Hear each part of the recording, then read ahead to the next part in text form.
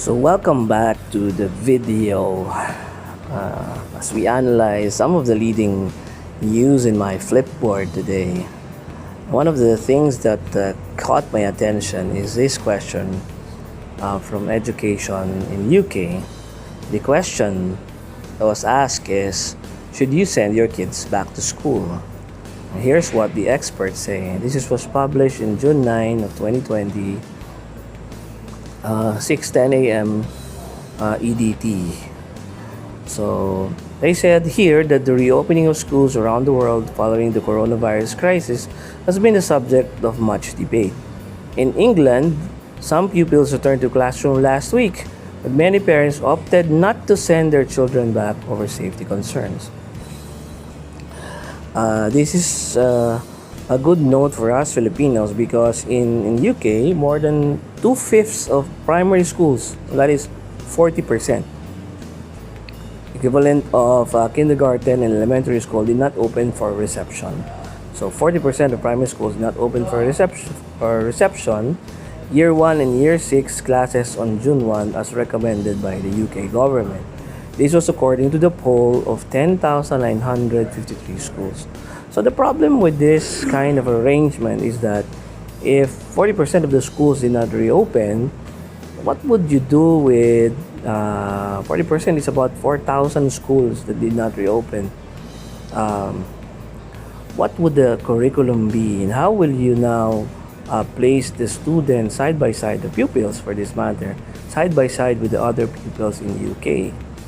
So now it says here that the UK government is now expected to drop plans to send all primary school children back before the summer holiday, according to reports. Researchers suggested that certain conditions must be met in order for schools to reopen without causing a second wave. Now, the concern is a lot of parents, even with all these research publications that are coming out, they opted to just don't send our kids back to school. No one, the parents, no parent in his or her right mind would do such a thing, knowing that it's still uncertain. And back here in the Philippines, for example, even in the Department of Education said that, okay, you can hold classes prior to, no classes prior to, no face-to-face classes prior to August 24. But after that, maybe we can consider, right? But some of the parents that I am hearing now are saying that even if they have to, discontinue first the study, stop studying first, and maybe stop for a year, it's okay for them. According to their reason, during the World War II, the schools here stopped for 4 years, right? Now look at this. The Warwick University researcher said that reopening schools in England with either classes which are half the size or are focused on younger children was unlikely to push the reproduction rate. The infection level, known as the R, above 1. Okay, so this is the level when the rate of infection is considered dangerous. But given that older children have a greater number of social contacts, making them more likely to transmit the virus, the research found that reopening secondary high schools would cause a bigger number of case increase than primary school pupils. Yeah, that's understandable because primary school pupils, even here in the Philippines, you can just tell them to stay in one corner. At least, more or less, they can, at least for the most part, obey. But for secondary, for middle school, I don't know. Right?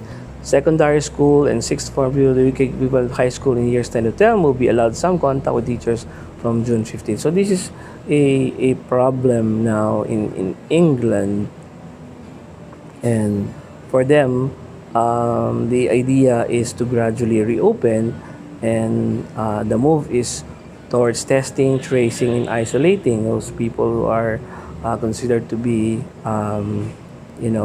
contagious and or sick with coronavirus.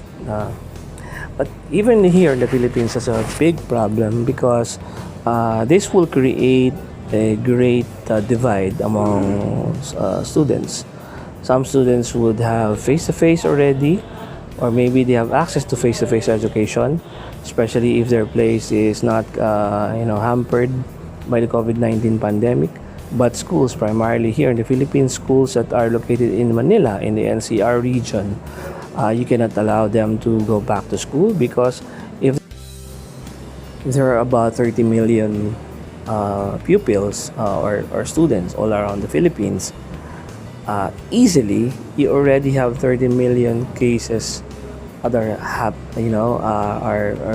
are possible to happen even in a school, for example, of 2,000, wherein one, for example, gets the virus, then you easily have 1,000 potential students with virus, and that's about 1,000 potential families, which in the Philippines have average of 5 families, and that's already 5,000. If you multiply that by 3, which is the average propagation rate, that would be easily 15,000 in the first week alone, or at least in the first month alone. So this is really a big problem for us, and I hope really that we consider it, because if not, I think if there will be no clear mandate or guidelines from the government, what is happening, or what is already happening, is that the parents are the ones deciding for the kids, because really the safety of the kids is number one.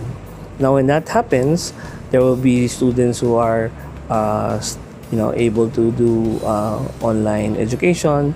There are those students who are in lockdown without anything at all, without learning, and there are students who are already doing face-to-face. So there will be a great disparity in the education system, and it should be solved. And I think the DepEd, for example, in the Philippines, should continue connecting with principals all over the Philippines. And for the principals, I think what they should do is to really be truthful and honest about all the things that is happening. It's now time to be honest to ourselves. Let us not, window dress our school that we're doing okay. Let's not window dress our companies or our departments in the government just for us to look good. No, we have to stick it out and say the brutal facts. We are not ready, and I think not one among even the rich countries, we are not ready to send back the students back to school.